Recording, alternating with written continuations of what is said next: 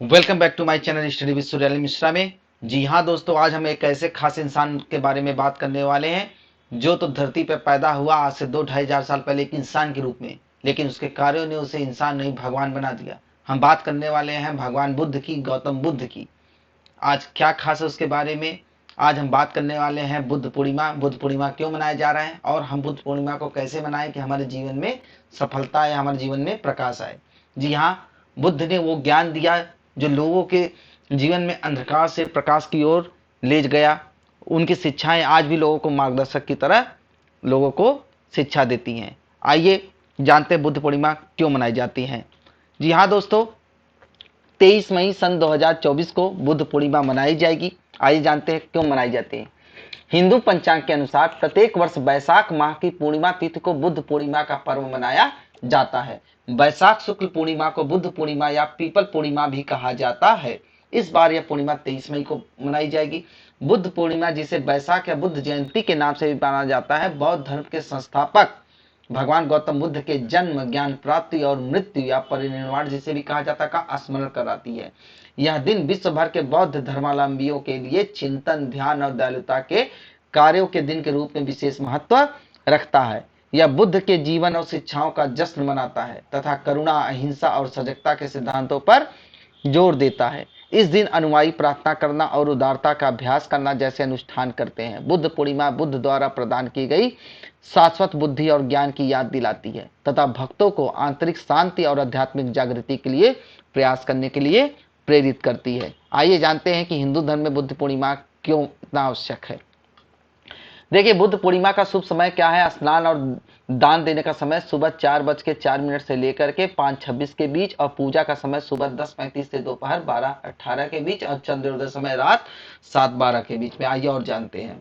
देखिए, बुद्ध पूर्णिमा पर हमें क्या काम करना चाहिए, क्योंकि सनातन धर्म में ये जरूरी होता है। सनातन धर्म के लिए भी यह बहुत ही पूर्णिमा, क्योंकि पूर्णिमा सनातन धर्म के लिए भी इंपॉर्टेंट है। और खास तौर से बुद्ध पूर्णिमा में क्या ऐसा किया जाए कि हमारे जीवन में मार्गदर्शक की तरह और जीवन में उजाला है। देखिए, धार्मिक मान्यता के अनुसार पूर्णिमा तिथि के दिन माता लक्ष्मी पीपल के वृक्ष में निवास करती हैं। ऐसी स्थिति में अगर आप बुद्ध पूर्णिमा के दिन पीपल के पेड़ के नीचे कुछ मीठा रखते हैं और पीपल के पेड़ पर जल अर्पित करते हैं तो माता लक्ष्मी की विशेष कृपा बरसती है। ऐसा करने से धन धान्य झोली में भर जाती है। इसके अलावा इस दिन चंद्र पूजा का भी विशेष महत्व बताया गया है। बुद्ध पूर्णिमा के दिन आपको चंद्रमा को दूध और चीनी के साथ चावल मिलाकर आज देना चाहिए। ऐसा करने से आर्थिक समस्याओं से मुक्ति मिलती है। अगर आप धन से जुड़ी समस्याओं से परेशान हैं तो बुद्ध पूर्णिमा के दिन 10 कौड़ियों से जुड़ा उपाय करें। इस दिन माता लक्ष्मी को पूजा आराधना में 10 गोलियां अर्पित करना चाहिए। माता लक्ष्मी को हल्दी का तिलक लगाना चाहिए। इसके बाद विधि विधान पूर्वक पूजा आराधना करनी चाहिए। इन कौड़ियों को एक लाल कपड़े में बांधकर अपनी तिजोरी में रख देना चाहिए। ऐसा करने से धन संबंधित तमाम परेशानियों से मुक्ति मिलती है। अगर आप कुंडली में चंद्रमा की स्थिति को मजबूत करना चाहते हैं तो इस दिन कम से कम 15 मिनट तक चंद्रमा के प्रकाश में रहें। इस दौरान आप अपने इष्ट अथवा भगवान शिव की आराधना करें। ऐसा करने से सभी मनोकामनाएं पूर्ण होती हैं। बुद्ध पूर्णिमा के दिन शिव योग में अगर आप योग ध्यान करते हैं तो ऐसा करने से दबी हुई शक्ति जागृत होती है, साथ ही ज्ञान खुल जाते हैं और आपको हर क्षेत्र में सफलता मिलती है। जी दोस्तों, आप अच्छे से समझ गए हैं कि इस दिन आपको क्या क्या करना है। आइए और जानते हैं। देखिए, हिंदू पंचांग के मुताबिक वैशाख माह के पूर्णिमा तिथि को बुद्ध पूर्णिमा का पर्व मनाया जाता है। इस बार 23 मई को है और इस दिन दोपहर 12:11 से अगले दिन सुबह 11:22 तक शिव योग रहेगा।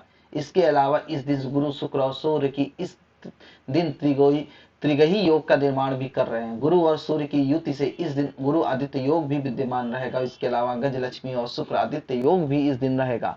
इस शुभ योग में किया गया कार्य काफी हितकर साबित होगा। देखिए, बौद्ध धर्मावलंबी इस पर्व को कैसे मनाते हैं। वो बिहारों में एकत्रित होते हैं, एक लंबे बौद्ध सूत्र का पाठ करते हैं जो धार्मिक समारोह के समान है। बौद्ध श्रद्धालु बुद्ध मंदिरों में जाते हैं, प्रार्थना करते हैं, मोमबत्तियां अगरबत्ती जलाते हैं तथा भगवान की प्रतिमा को फल और मिठाइयां चढ़ाते हैं। लोग आमतौर पर सफेद कपड़े पहनते हैं, मांसाहारी भोजन नहीं खाते, खीर बांटते हैं, क्योंकि बौद्ध कथाओं के अनुसार इस दिन सुजाता नाम की एक महिला ने बुद्ध को दूध से भरा एक कटोरा दलिया भेंट किया था। अब कई अनुयायी इस दिन पिंजरे में बंद पक्षियों को भी मुक्त करते हैं, जो सभी जीवित प्राणियों के सहानुभूति और करुणा का प्रतीक है, जो भगवान बुद्ध की सबसे महत्वपूर्ण शिक्षाओं में से एक है। ऐसा कहा जाता है कि बुद्ध ने ज्ञान प्राप्ति के बाद अपना पहला उपदेश भारत के लोकप्रिय बौद्ध तीर्थ स्थल सारनाथ उत्तर प्रदेश में दिया था। हर साल वहां एक बड़ा मेला आयोजित होता है। इसके अलावा बुद्ध के अवशेषों को जुलूस के रूप में सार्वजनिक प्रदर्शन के लिए ले लाया जाता है। देखिए बुद्ध के अनमोल वचन क्या है, मैं कुछ वचन यहाँ पे बताता हूँ। बुराई से बुराई खत्म नहीं होती, घृणा को केवल प्रेम द्वारा समाप्त किया जा सकता है। यह एक अटूट सत्य है। जीवन में हजारों लड़ाइयाँ जीतने से बेहतर स्वयं पर विजय प्राप्त कर लो, फिर जीत हमेशा तुम्हारी होगी, जिसे तुमसे कोई छिपा नहीं सकता। तीन चीजें कभी नहीं छुप सकती, सूर्य, चंद्रमा और सत्य। शक खतरनाक है, शक रिश्तों में दरार डालता है और लोगों को अलग कर देता है। यह दो अच्छे दोस्तों और किसी भी अच्छे रिश्तों को बर्बाद कर सकता है। क्रोध में हजारों गलत शब्द बोलने से अच्छा है मौन रहना, जो जीवन में शांति लाता है। सदैव सच का साथ देते रहो, अच्छा सोचो और अच्छा करो, प्रेम धारा बनकर बहो।